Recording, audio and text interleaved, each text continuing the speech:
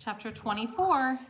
For 3 days, Luke agonized. Sometimes he decided he had to stop Jen to persuade her not to go. Sometimes he decided he ought to go with her.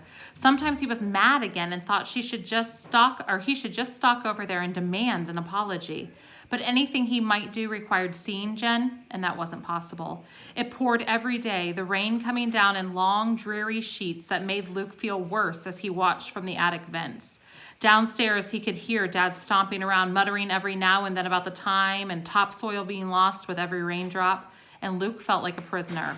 Thursday night, he went to bed convinced that he'd never be able to sleep for imagining Jen and the others in her car getting farther and farther from him and closer to danger. But he must have dozed off because he woke to total darkness. His heart pounded. He was sweaty. Had he dreamed something? Had he heard something? A floorboard creaked. His ears roared as he tried to listen. Was that someone else's breath or just his own, loud and scared? And a beam of light swept across his face. Luke, a whisper. Luke bolted up in bed. Jen, is that you? She switched off her flashlight. Yes, I thought I'd kill myself coming up your stairs. Why didn't you tell me they were so narrow? She sounded like the same old Jen, not mad, not crazy.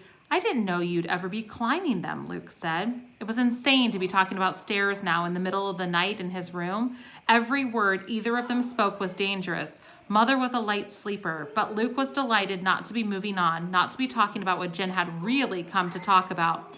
Your parents didn't lock your doors, Jen said. She seemed to be stalling too. Guess I'm lucky the government outlawed pets. Didn't farmers always used to keep big guard dogs that would chomp people's heads off in one bite?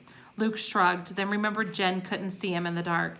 Jen, He wasn't sure what he was going to say until he said it. I still can't go. I'm sorry. It's something about having parents who are farmers, not lawyers, and not being a baron. It's people like you who change history. People like me, we just let things happen to us. No, you're wrong. You can make things happen.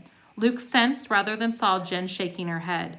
Even in the dark, he could visualize each precisely cut strand of hair bouncing and falling back into place. I'm sorry, she continued.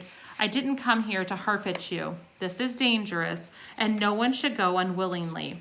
I was too hard on you the other day. I just wanted to say you've been a good friend, and I'll miss you. But you'll be back, Luke said, tomorrow or the next day after the rally. I'll be over to visit. If your rally works, I can come in the front door.